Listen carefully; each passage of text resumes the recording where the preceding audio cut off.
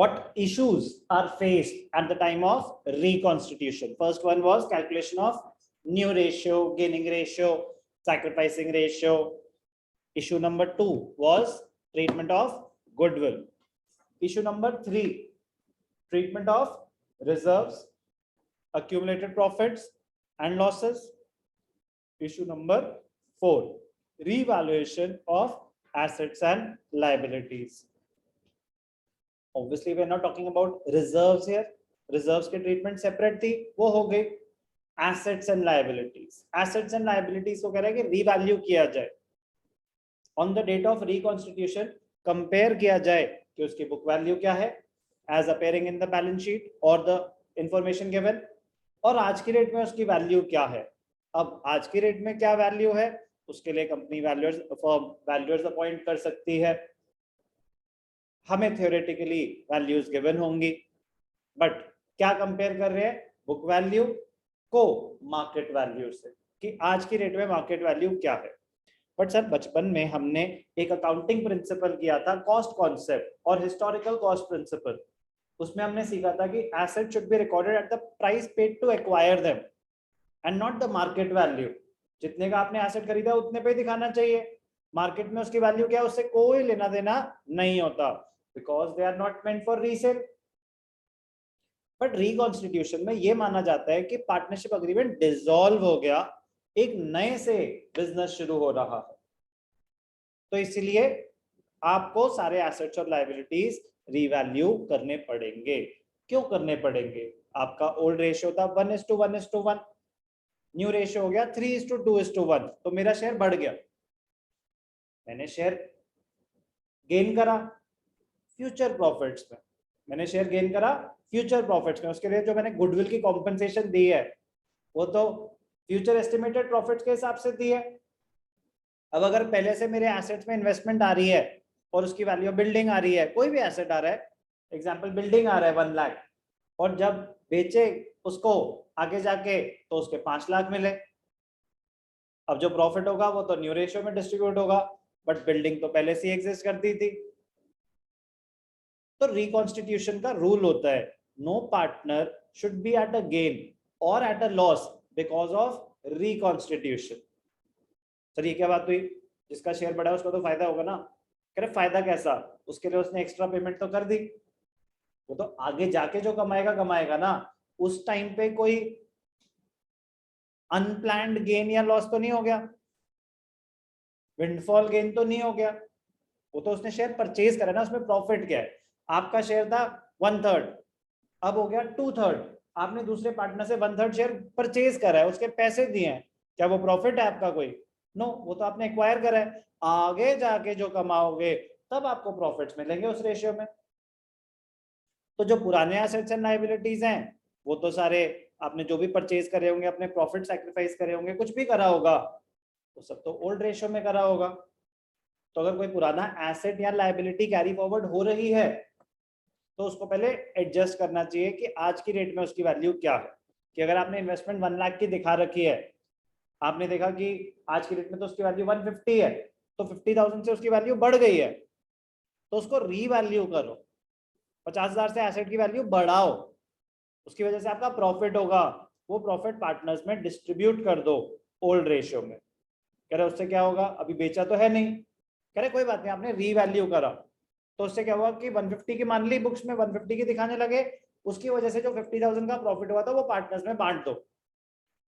कल को जब भी बेचेंगे, अब 150 का हो गया ना नया, जब रिकॉन्स्टिट्यूशन हुई, नई फर्म स्टार्ट हुई, तो 150 का एसेट माना जाएगा. वो बुक क्या हो जाएगी? उस दिन की वैल्यू 150, अब उसकी कॉस्ट हो गई 150.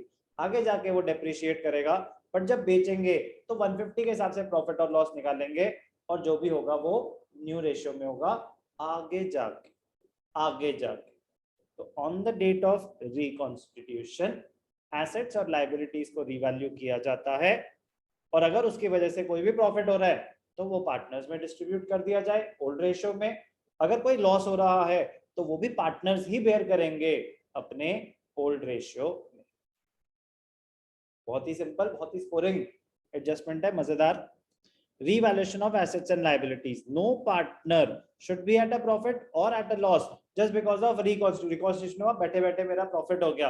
क्यों? क्योंकि पुराने कुछ रिजर्व्स पड़े हुए थे जो हमने बांटे नहीं, अब मेरे को नए रेशियो में मिलेंगे, तो वो भी तो है. तो सेम रूल वहां पे भी अप्लाई हुआ था. ऐसे ही आपके कोई एसेट्स थे जिनकी वैल्यू बढ़ चुकी है लेकिन हमने कम पे दिखा रखी है, मेरा प्रॉफिट शेयर बढ़ गया, आगे जाके जब भी हम बेचेंगे तो मुझे ज्यादा पैसे मिलेंगे.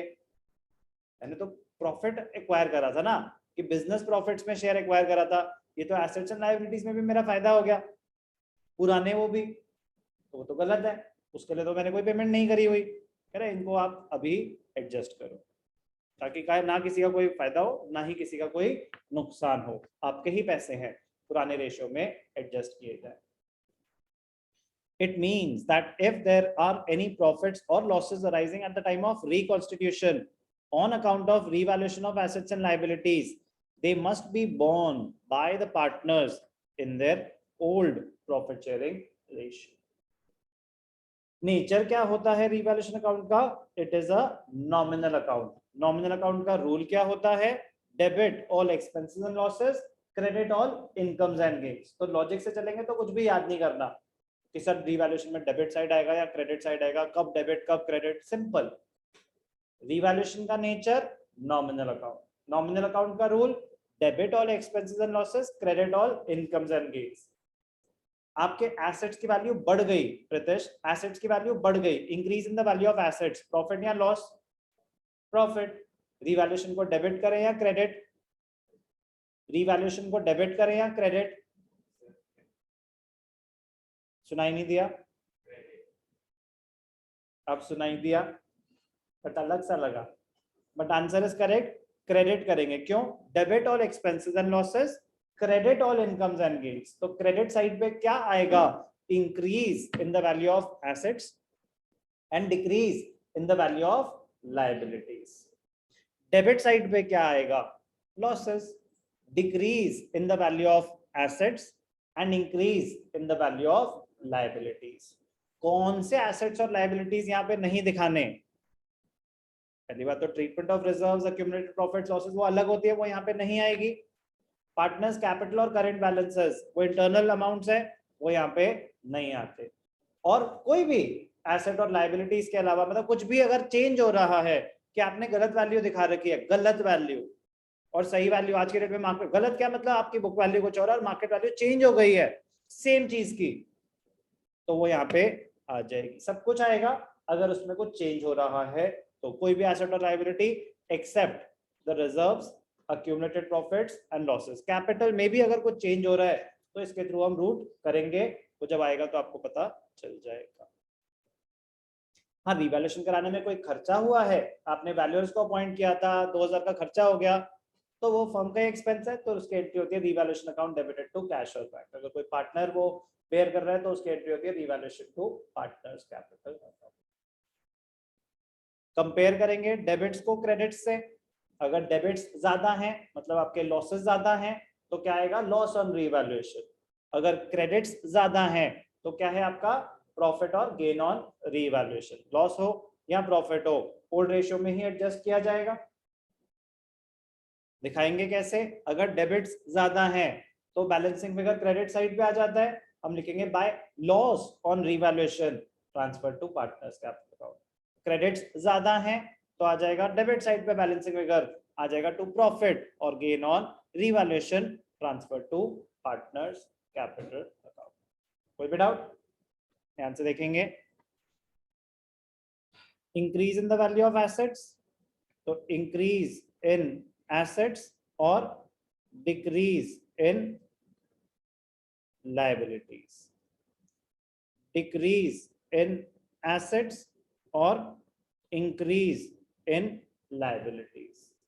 कंपेयर करेंगे, अगर क्रेडिट ज्यादा है तो प्रॉफिट ऑन रिवैल्यूएशन, डेबिट ज्यादा है तो लॉस ऑन रिवैल्यूएशन. बट किस रेशियो में?